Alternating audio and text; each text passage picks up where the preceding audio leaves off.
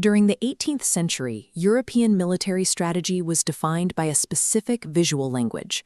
Strict uniformity and mechanical discipline reached a peak that dictated every aspect of a soldier's existence.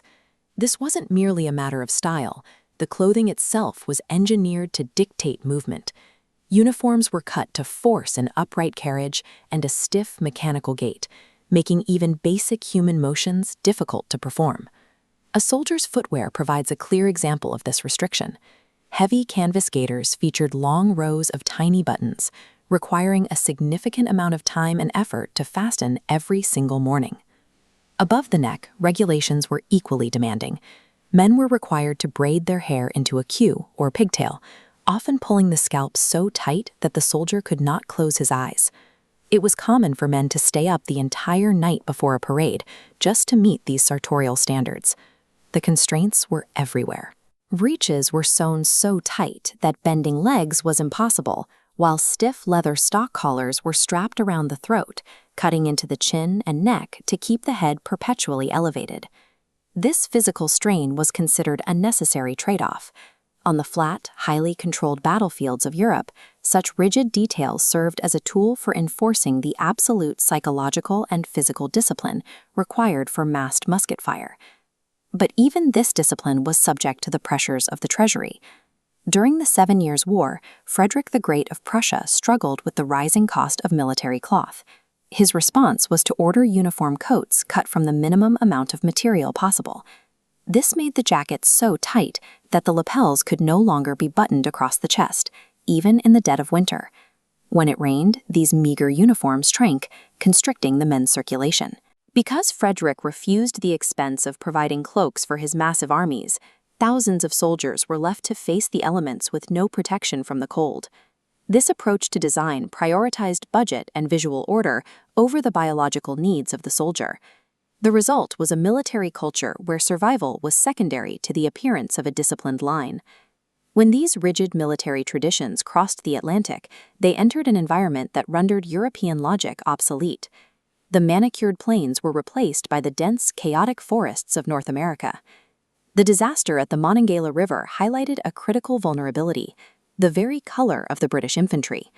Bright scarlet jackets, designed for visibility on smoke-filled European fields, became a liability in the woods. Against the dark backdrop of the forest, the British soldiers were obvious targets for Native American fighters. Recognizing the danger, some redcoats broke from their rigid formations, attempting to take cover behind tree trunks and fallen logs to return fire from a protected position. Their officers viewed this as a breakdown of order. They chose to beat their own men back into the open, forcing them into straight lines to die in the proper European fashion, rather than allow them to adapt to the terrain. This moment demonstrated a profound failure. The refusal to abandon a tactical style that was ill-suited to the environment made the British officers as much of a threat to their men as the enemy fire. This clash between European tradition and American reality continued into the War of Independence, particularly with the arrival of Hessian infantry. These troops wore highly distinct headgear, such as the tall, gold-plated mitre hat, which served as a symbol of their elite status in Europe. In the American wilderness, these hats were a practical nightmare. Their height and rigidity meant they were constantly snagged and knocked off by overhanging branches. More importantly, the shining metal and towering height provided distinct markers for American sharpshooters, easily tracking the Hessians through the thick undergrowth.